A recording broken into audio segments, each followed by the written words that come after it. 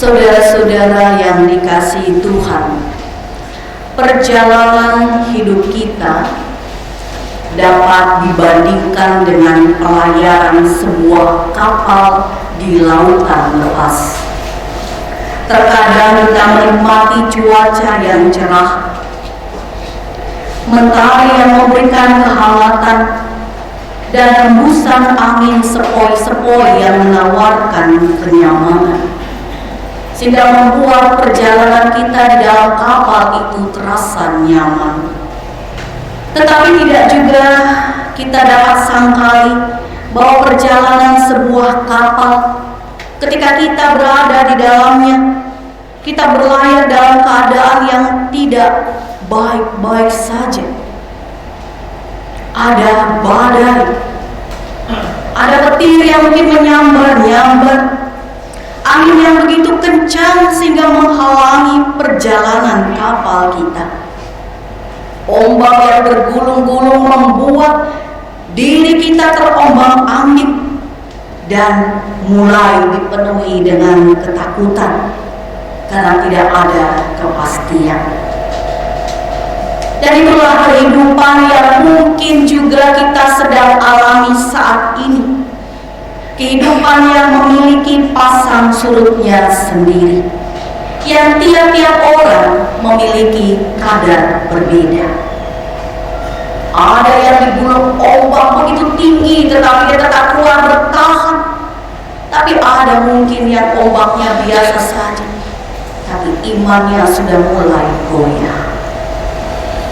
Nah, ibu bapak, saudara-saudara yang dikasihi Tuhan, dalam kitab Kisah Para Rasul pasal 27 ini kita membaca sebuah kisah perjalanan Rasul Paulus ke Roma. Sebuah perjalanan yang menegangkan karena penuh dengan risiko. Tapi kita juga sekaligus dapat melihat tentang kesetiaan Allah yang menyertai orang-orang yang berpegang pada janji-janjinya. Paulus pergi ke Roma bukan untuk pesiar, bukan untuk melakukan perjalanan yang menyenangkan, tapi melalui sebuah perjalanan yang begitu ngeri untuk nantinya dia akan didakwa dan dijatuhi hukuman mati.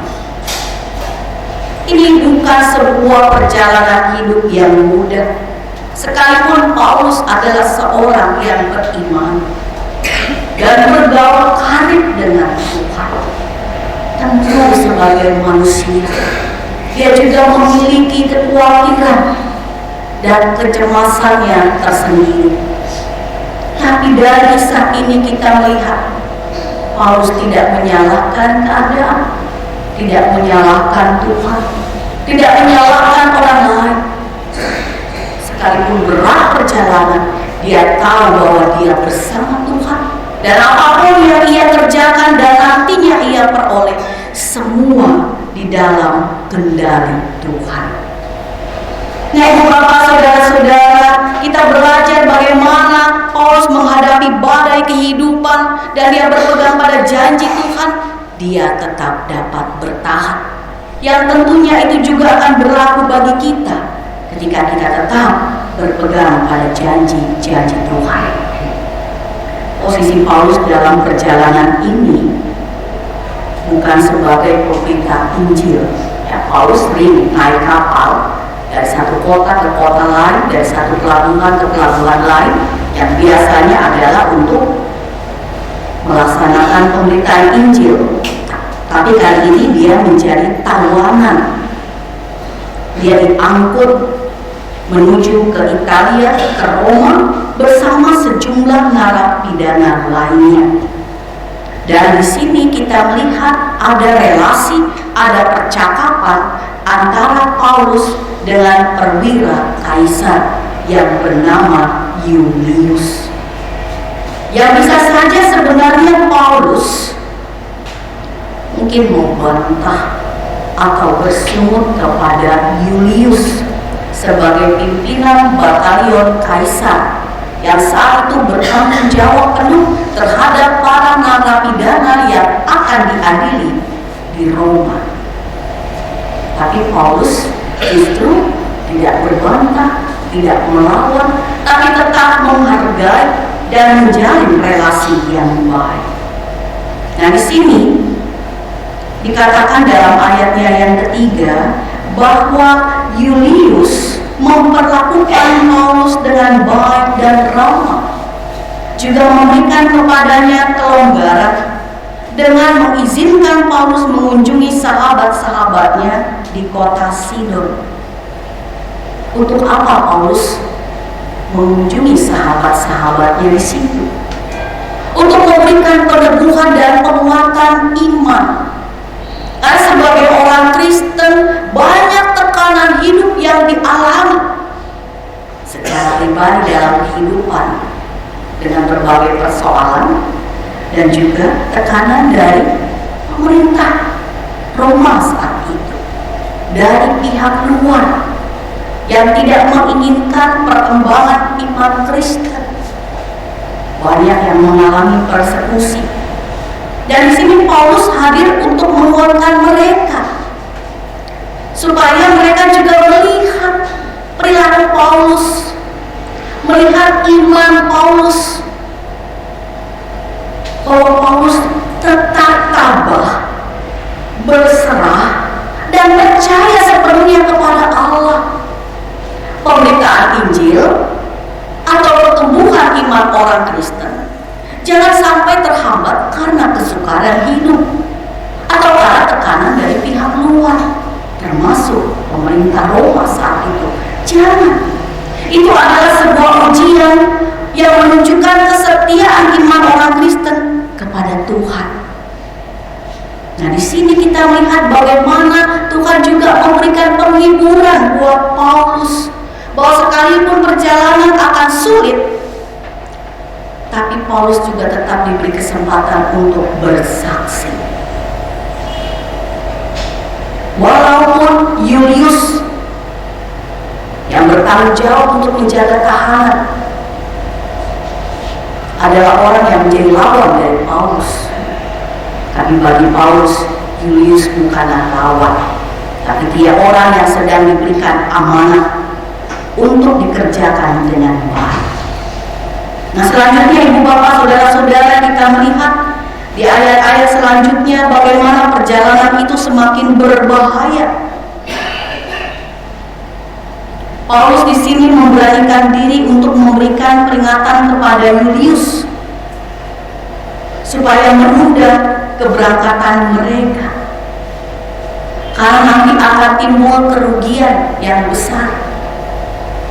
Tapi sayangnya perwira itu lebih percaya kepada jurumudi dan nahkoda, yang memang dalam hal ini namanya nahkoda dan jurumudi. Nahkoda yang memimpin perjalanan pelayaran, nahkoda yang menyetir kapal itu, ya. Tentu mereka sudah lebih berpengalaman dalam hal melihat tanda-tanda alam, dalam hal menyusuri rute-rute yang sulit,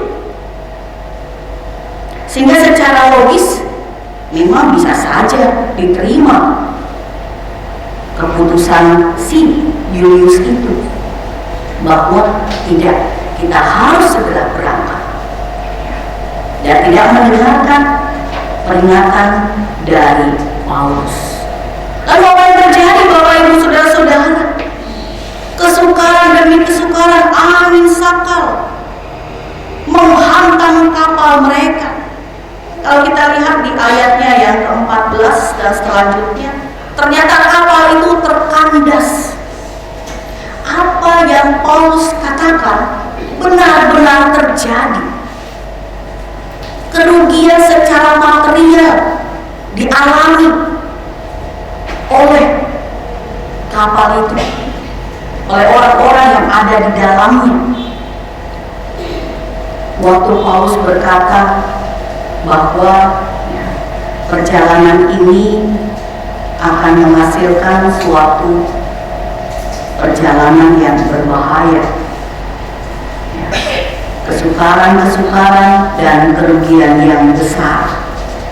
bukan saja muatan kapal, tapi nyawa tiap orang yang ada di dalamnya. Nah, Paulus bisa berkata demikian karena dia memiliki hubungan yang karib dengan Tuhan. Tentu Tuhan memberikan hikmah kemampuan baginya untuk bisa menilai bahwa saat itu keadaan tidak baik-baik saja. Tapi perwira itu percaya kepada juru muli dan nakoda, sehingga perjalanan tetap dilanjutkan dan Paulus menghargai keputusan itu dan turut serta di dalam mara bahaya yang dialami oleh seluruh kru kapal atau penumpang yang ada di dalamnya. Dan sekali lagi kita melihat walaupun kapal itu terkandas, tapi akhirnya mereka semua selamat. Satu orang yang percaya kepada Tuhan dapat menyelamatkan banyak orang. Paulus walaupun dia pergi, nantinya untuk dia mengakhiri nyawa kehidupannya, tapi Tuhan kasih kepadanya kesempatan untuk dapat menyelamatkan banyak orang. Nah, dari bacaan ini ada 3 hal inti yang mau disampaikan kepada kita semua, bahwa Paulus dan Julius walaupun mereka bertentangan dalam hal iman dan juga dalam hal tanggung jawab, tapi mereka tetap membangun hubungan yang baik.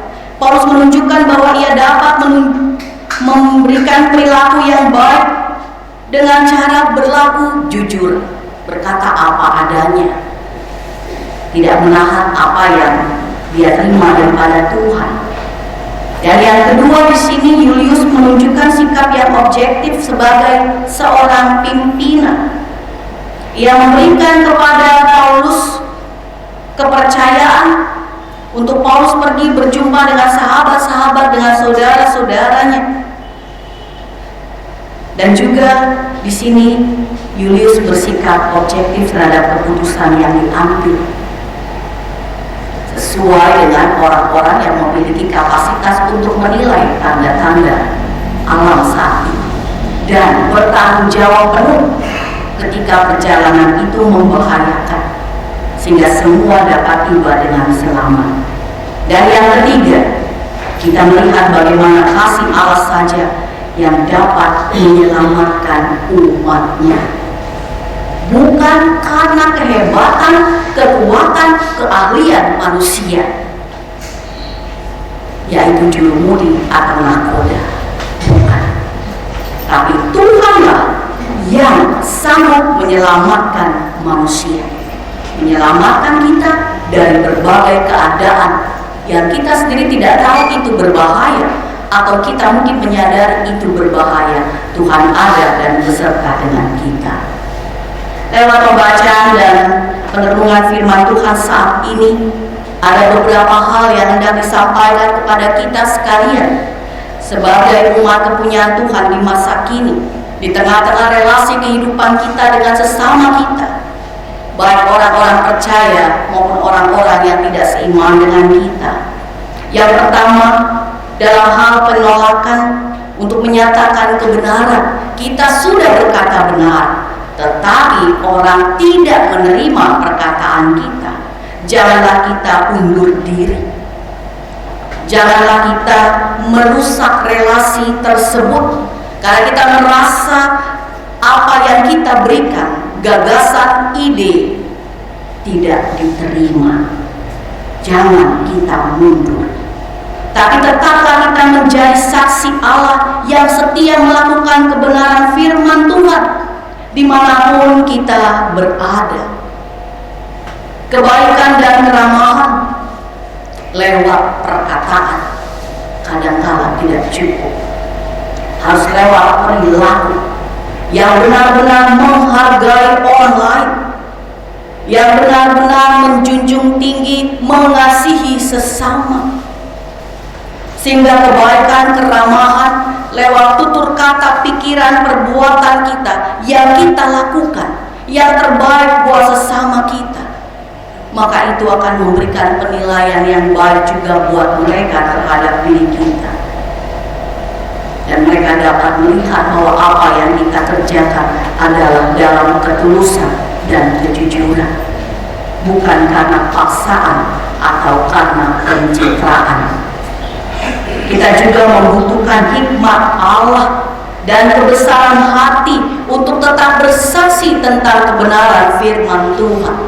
Walaupun ada pihak-pihak yang menolak menjadi lawan-lawan dari saksi-saksi Kristus, bukan berarti kita juga menjadi orang yang lemah hati, lalu kita undur untuk melayani Tuhan, kita undur diri untuk bersaksi. Tidak. Kita lihat Paulus tidak kecewa, tidak marah, tidak lepas tangan terhadap situasi yang ada, tapi dia terus berkarya untuk mengerjakan kabar baik bagi orang-orang yang telah menolaknya.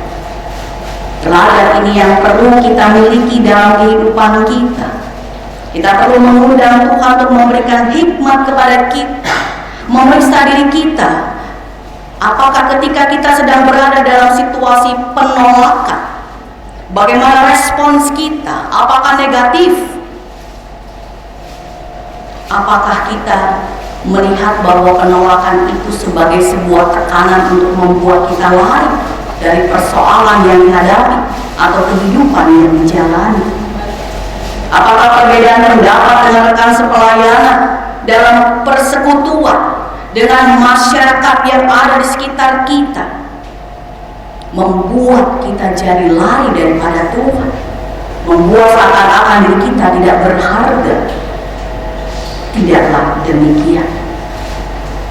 Perbedaan pendapat, perbedaan gagasan, solusi atas berbagai persoalan itu adalah untuk memperkaya persekutuan kita, memperkaya diri kita, bahwa bukan kita saja yang punya pendapat, ada orang lain yang punya pendapat, ada orang lain yang mampu menilai dan mengambil keputusan itu, tapi ada orang yang diberikan hak untuk menolak keputusan itu dan mengambil cara lain untuk kebersamaan, menjaga keutuhan hidup bersama. Yang kedua, lewat renungan firman Tuhan, marilah kita sekalian menyadari bahwa keselamatan yang Allah berikan itu adalah semata-mata karena Dia berjanji untuk menyertai kita di dalam Yesus Kristus Tuhan. Keahlian kita sebagai orang-orang yang mungkin sudah dilatih dalam disiplin ilmu tertentu atau dalam sebuah tugas pekerjaan tertentu bukan sebagai sarana untuk menyombongkan diri, bahwa seakan-akan karena saya lah, untung ada saya, maka kita berhasil, maka saya berhasil. Tidak demikian. Dalam pekerjaan pelayanan bagi Tuhan, di tengah-tengah persekutuan baik gereja maupun masyarakat dan keluarga, kita diselamatkan karena Allah berkehendak baik dalam kehidupan kita. Kita sekalian diutus untuk melakukan pekerjaan yang memuliakan Dia, bukan yang memuliakan diri kita. Kita diutus untuk menyatakan keagungan karya Tuhan, bukan karena kehebatan dan keahlian kita. Bukan karena kita, maka kita mampu menyelamatkan orang lain. Tapi karena Tuhan melalui diri kita, kita mampu menyatakan karya keselamatan Tuhan. Dan yang ketiga, badai hidup, angin kencang, ombak yang bergulung-gulung yang membuat dinamika kehidupan kita naik turun, memang sering kita jumpai dalam pelayaran hidup ini. Pergumulan yang tak pernah usai, masalah yang silih berganti, tidak diundang persoalan itu datang sendiri. Kita dibawa ke sana kemari, pikiran kita terbawa ke sana kemari. Apa yang harus kita lakukan dalam situasi yang sulit seperti itu? Pikiran kita, perasaan kita diuji. Sejauh mana kita mencari Tuhan? Sejauh mana kita mengandalkan pertolongan-Nya?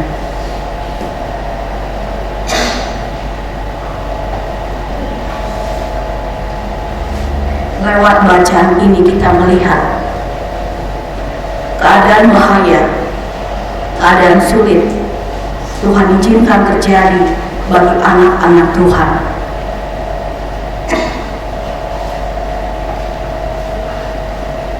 Tapi Tuhan sediakan jalan keluar. Tuhan sediakan pelabuhan yang indah, yang pada akhirnya ketika kita berjalan satu pelabuhan ke satu pelabuhan, satu kota ke satu kota, satu pergumulan ke pergumulan yang lain, satu persoalan selesai ke persoalan berikutnya, semua pasti ada akhirnya. Semua akan berada dalam kendali Tuhan. Dan ketika kita berada pada satu titik, dalam satu kota, dalam satu pelabuhan yang indah, di situ kita bisa rehat sejenak. Kita bisa melepaskan kepenatan kita, dan kita bisa berefleksi sampai sejauh ini Tuhan sudah menolong kita. Berarti ke depan Tuhan juga akan menolong kita. Dan dalam kita menghayati pertolongan Tuhan, apa yang mau kita kerjakan? Tetaplah bersaksi dalam kebenaran firman Tuhan. Nyatakanlah kasih Allah kepada orang banyak, sekalipun mungkin mereka kontra terhadap kita. Tugas kita bukan menilai pro dan kontra terhadap pemberitaan Injil itu. Tugas kita adalah meneruskan berita Injil itu. Barang siapa yang menerima berita iman Yesus Kristus adalah Tuhan dan Juru Selamat, kepadanya lah Tuhan berkenan memberikan kasih karunia-Nya, dan Tuhan menyelamatkan mereka semua.